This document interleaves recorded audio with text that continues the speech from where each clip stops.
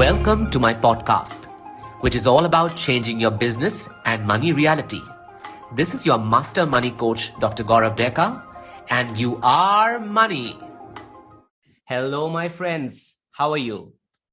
I think I'm forgetting the episode number of each episode as we are going ahead. This is episode number 8, and this is called The Secret Behind My Sales. And before I jump into the real secret behind my sales, I think I just wanted to sort of acknowledge this, that in this podcast, I talk a lot about I and my partner visiting different restaurants in Delhi, different places in Delhi. I usually like to start from there because then I know that so many of you would also want to know about my life, right? Where I go, what I do, what kind of places I visit, what is it that I like. So the other day, it was Sunday, I think last week, I and my partner, we went to this beautiful place called Sunder Nursery in Delhi, right? It's a huge garden. There are the most beautiful trees that you will find there, and you can just take a walk in the morning. Especially it's nice, it's in winter. Last time, actually, on my birthday, I went there, and then we kept thinking that we'll go again and again, but then it didn't happen. So we decided that even though it's summer and the other day it was raining, so the next day is going to be a bit cooler maybe. And then we went to Sunder Nursery. We walked around and we saw all the beautiful trees. There were lots of people there, even though it was summers. And finally, we felt hungry, and we went to this place called the FabCafe by the lake. So the FabCafe is a place which I really liked going to, even on my birthday. They have the most beautiful organic food, and they have something called the turmeric paratha, which I really, really love. I usually have a gluten-free diet, and I don't drink a lot of milk. But yeah, turmeric paratha is something that that it's difficult for me to resist. So yeah, I mean, we went there, and the first thing I ordered was turmeric paratha.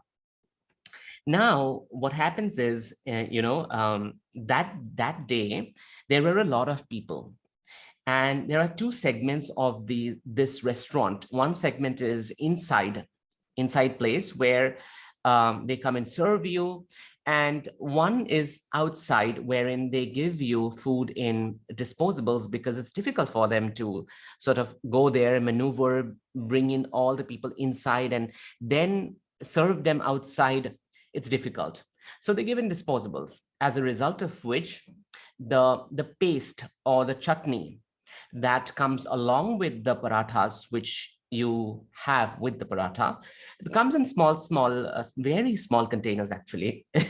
So now, of course, I and my partner were under the assumption that yeah, we can just take refills, because we go to these places, like there's a beautiful dosa place called Carnatic Cafe, and you find the most delicious, the most original dosas there in Delhi, in GK2.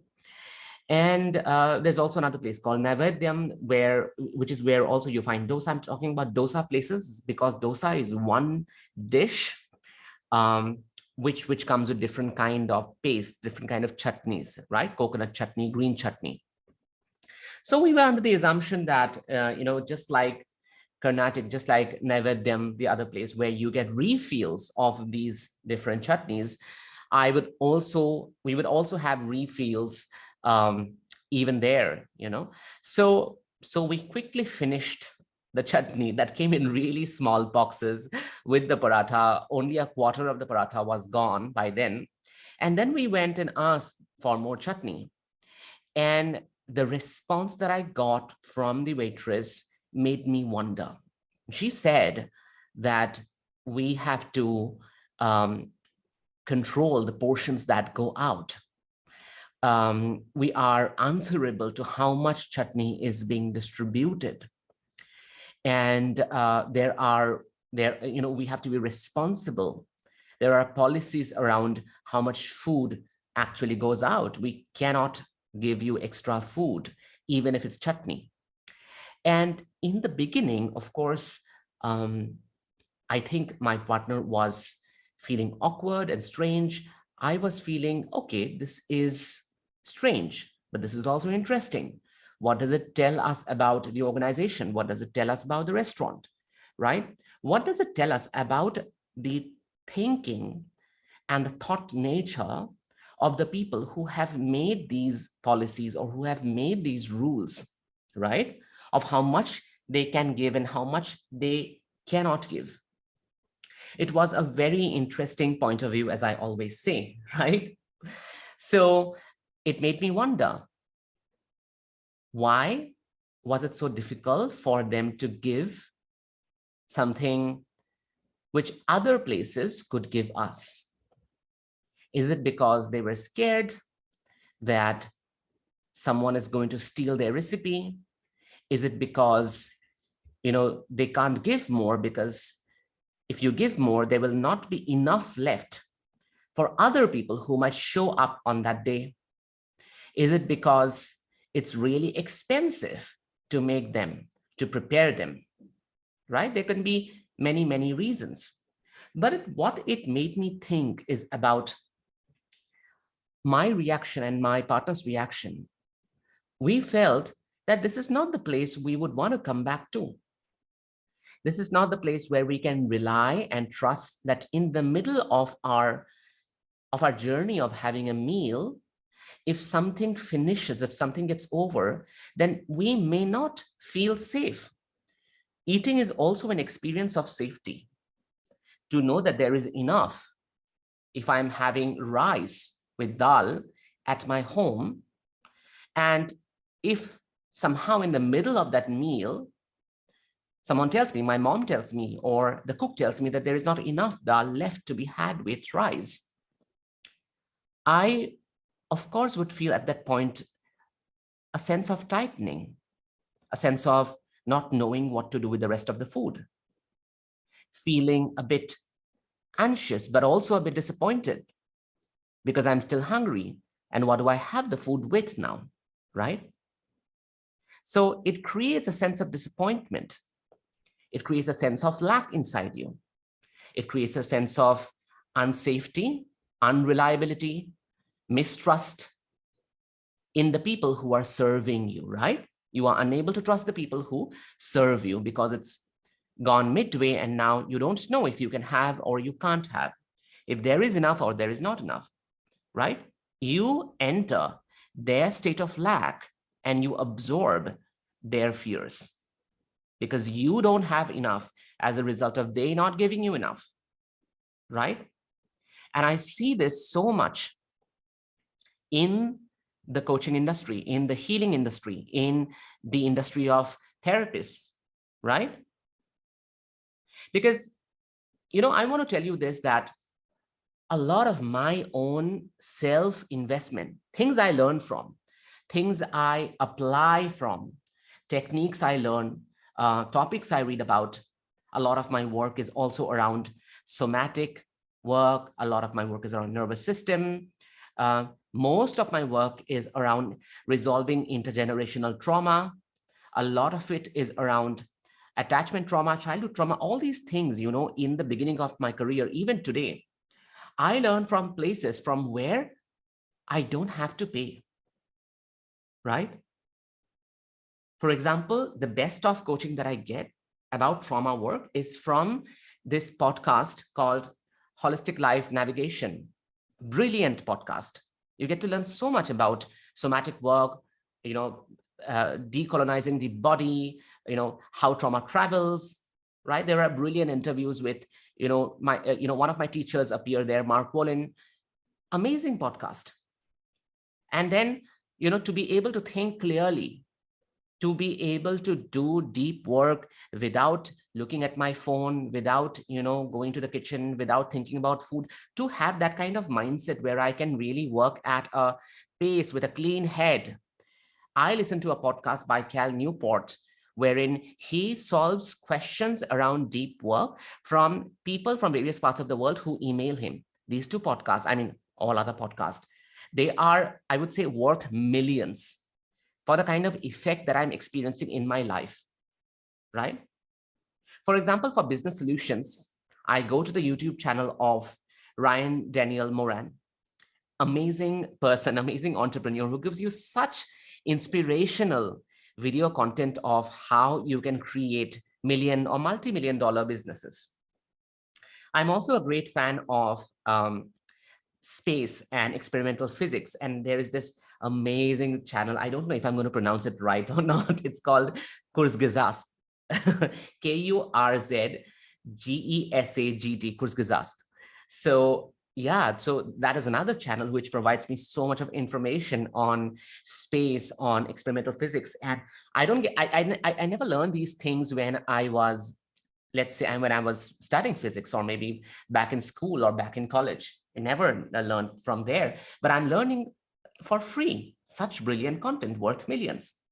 For example, I'm a great fan of Access Consciousness, which happens to be a series, a collection of modality around energy, around receiving, around money, around having the, building up the right question. A lot of manifestation work that I do is through the modalities of Access Consciousness. I love it. And all of Access Consciousness is free out there. There are a zillion number of podcasts by different facilitators. There's a lot of YouTube videos, right? There are like countless blogs that you can read, and you can apply them. I've applied them in my life. And yet, yet when Access hosts sessions, host classes, host programs, sometimes they go in lakhs, Indian rupees lakhs, and yet people go and buy them, right? Internet is full of PDFs of so many books that I happen to encounter, and then I download books by, from Deepak Chopra to manifestation expert like Neville Goddard to Abraham Hicks. All of these are available in generous quantity. And I don't see any of them, any of these people, I don't see them giving into feelings like, if I keep giving, I will run out of my content, or people will steal my content and start selling. Another one is, because I'm giving so much, I'm already giving so much of content for free, no one is going to buy my paid programs, right? That's how so many of us may feel, but I don't see any of these people feeling like that, okay? Now, a lot of people ask me, how do I do business? And how do I create sales? They often want to know how I interact with people, how, if I at all convince them to buy my offer, or to buy my programs. Or some people want to know that what exactly is the hook that I use. What's the hook you use, Gaurav, to bring in the people? How do you convince, right? And I say that I actually don't do any of that. I simply make my offer and I give everything that I have. I never worry about how much is going out. I don't worry about how much is going out and how much of that is going out I can't give, because I will be using that content in my paid programs. So I don't worry that, okay, if I'm giving out X amount, then I'm only left with such little in my paid programs. How am I going to create my programs if I don't have any content at all, right? I don't suffer from this fear that someone is going to steal, someone is going to use it, which of course, to some level, it's going to happen, right? But people are still going to come to me because they would want to pay for my energy, simply because they already have the results that are being created. So what I focus on is giving, right? Is being generous. One of my favorite coaches, Stacey Damon, she mentions in her podcast, Making Money as a Life Coach, that's the name of her podcast, She mentions that give people the value and transformation even before they pay you to get coached. And even before I discovered Stacey and her podcasts, this is what I always believed in, that I can create value for people by giving them, and they can get their transformation. They can get their results.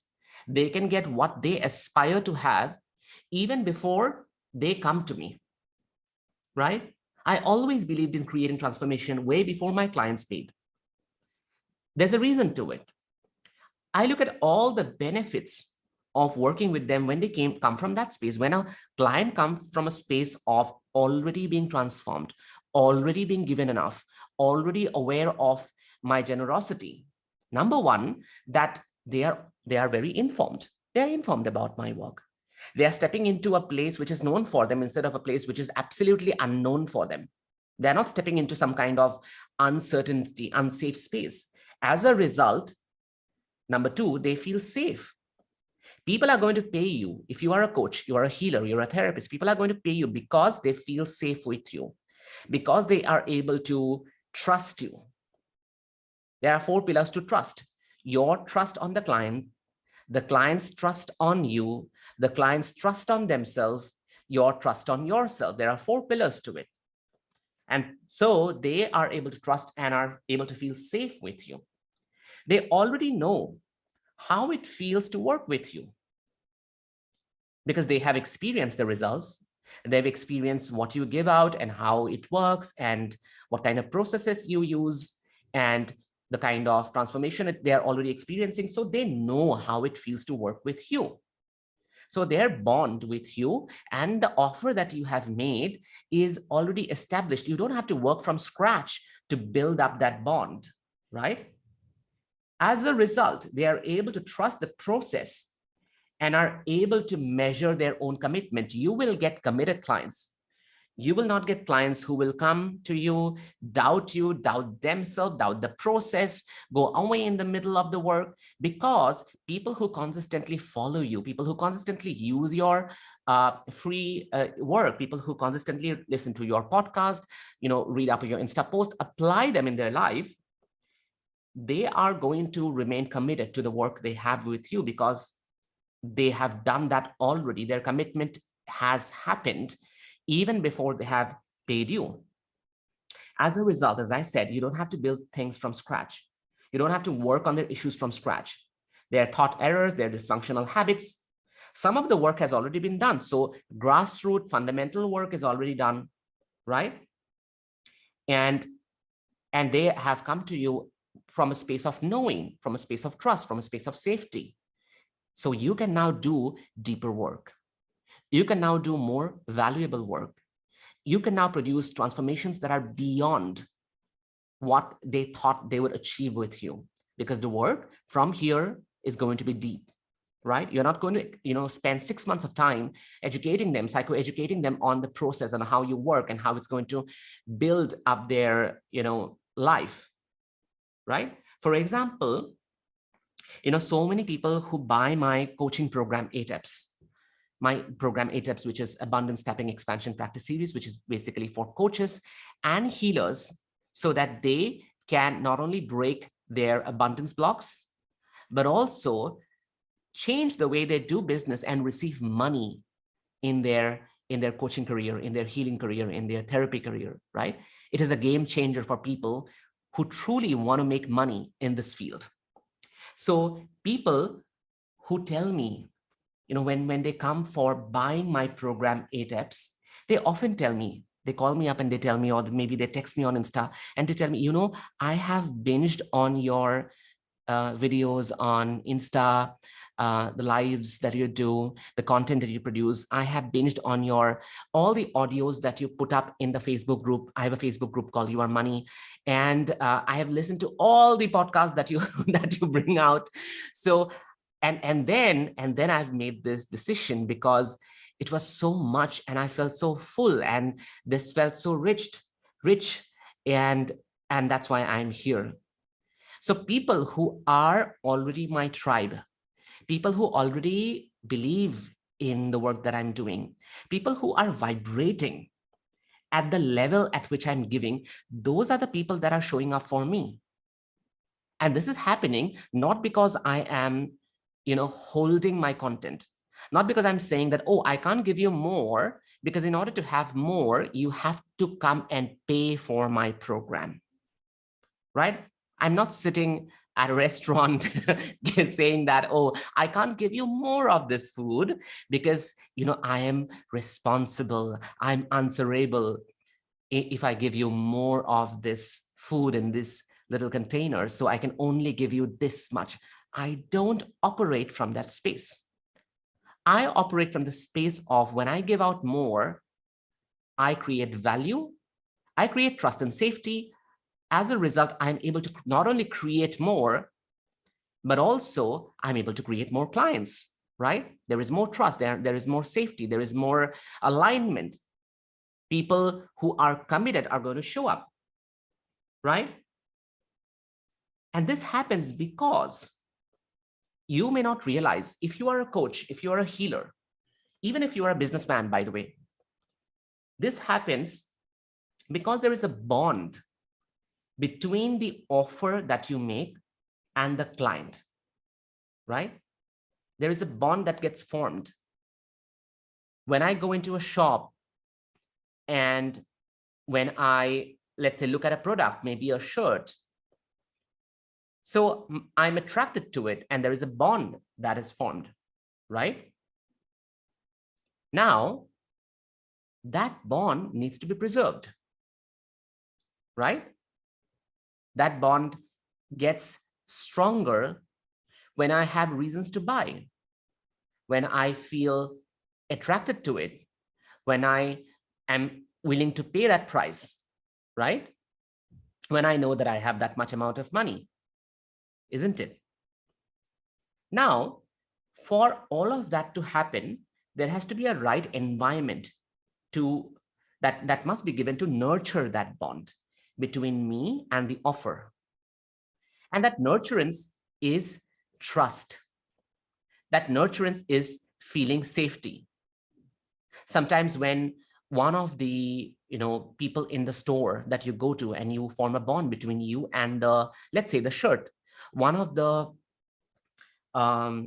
store people, they come and they tell you that they want you to buy that, or they can help you with choosing, you feel that some kind of disruption has come between you and the product, right? Because you no longer feel safe. You no longer feel that they can show you more. You don't feel free enough to explore. The space becomes less generous because now someone from the store can identify that you are interested in that product and they want to sell that product to you. So you don't have space to explore and see more. The generosity that that place was giving you by allowing you to see all those different clothes, all the different shirts, all the different pants, all the different blazers is compromised because now someone wants to come and sell you that. So the generosity that you thought that place could give you for you to feel safe in exploring all your options is compromised, right? As a result, the bond between you and the product or the offer is broken. And then you leave the store and you often go away because you feel almost violated. You feel pushed. You feel the energy of desperation and anxiety around you. That is exactly what happens when I am as a coach, I am as a healer, I am as a therapist. If I am desperate and I'm anxious about the amount that I'm giving out, and if I feel that I cannot give out more because either I will not have enough in my paid programs, or it will be over, or someone is going to steal it, someone is going to take advantage of it, no one is going to come to my paid programs because the free has already been given, right?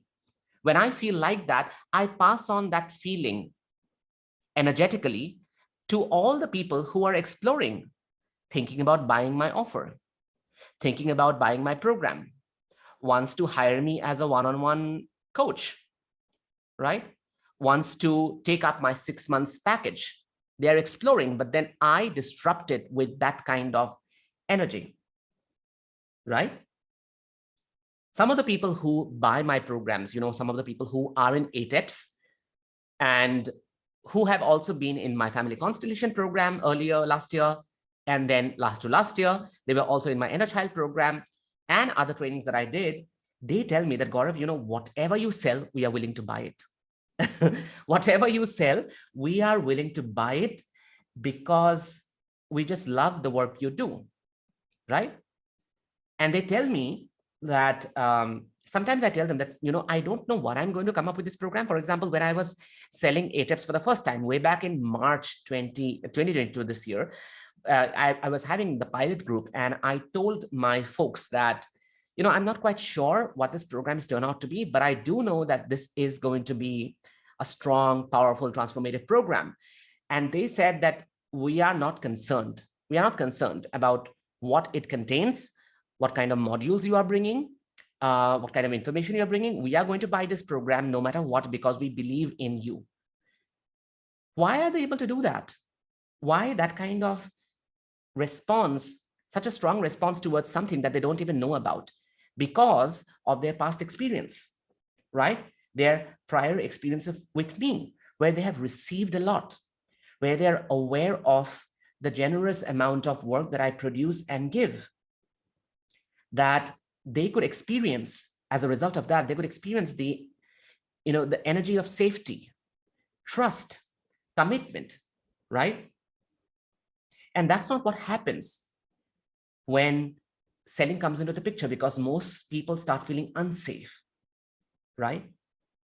Simply because there is a collective experience of selling, which invokes an energy of desperation, anxiety, or an energy of lack, right? And then people conclude and they feel that, the other person is out there to loot you, sometimes push you into buying a product. And as a result, they feel that they are duping you. It basically invokes a threat response. And what's the antidote of that?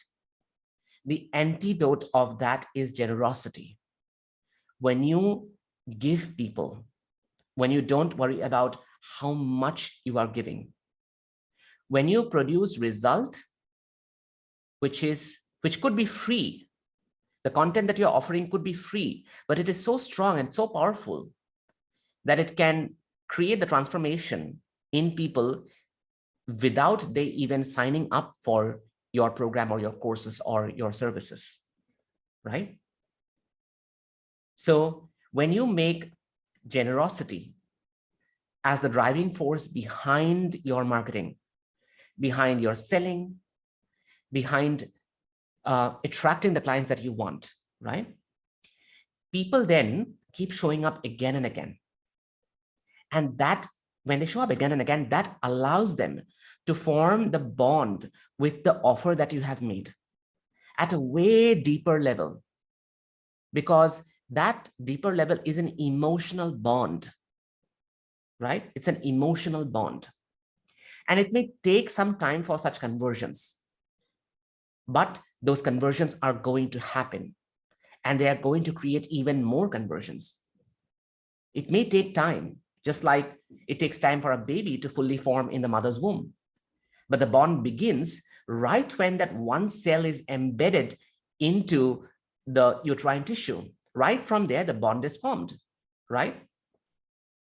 And that is how, post by post, one single solution by solution, one content by content, post by post, every single drop of it, this bond will grow, right? And as a result of which, your healing business, your therapy business, or your coaching business, in the long run, will have a solid foundation and a very unique selling strategy. And that selling strategy is your generosity. It is by giving more, you will create contribution, you will create trust, you will create safety in the world. People will go through a shift in their collective experience of buying, because you are going to change the selling game for them by allowing their emotions to be the decisive factor for your offer rather than your anxiety, your desperation, your feelings of lack, you feeling that I will not have enough if I give more. That's a lie. That's a lie also because that is what we have all been taught and indoctrinated. And sadly, we see that a lot in, organizational spaces, right? It was not the fault of the waitress who refused to give us the food, right? It is a strong belief of the founders, of the organizational heads who believed that if they give more, something will be lost. And I don't want you to believe in that when you go out in the world to make your offers. When you go out in the world creating clients who would want to trust working with you, who would want to commit to your energy, who is looking to feel safe with you so that they can change their life and transform their future. Go and give. Give as much as you can. You don't have to burn yourself out. That's another point. But at the same time, give from a space of pure authenticity. Give from a space of pure abundance with the underlying belief that the more you give, there will always be more to create, right? So guys, I'm going to leave you here today and I will talk to you next week then. Thank you so much. If you enjoyed listening to this podcast and are willing to change your business and money reality, head to my free coaching community on Facebook called You Are Money. Link is in the show notes. And do not forget to leave a review on Spotify.com or Apple Podcast. Thank you so much.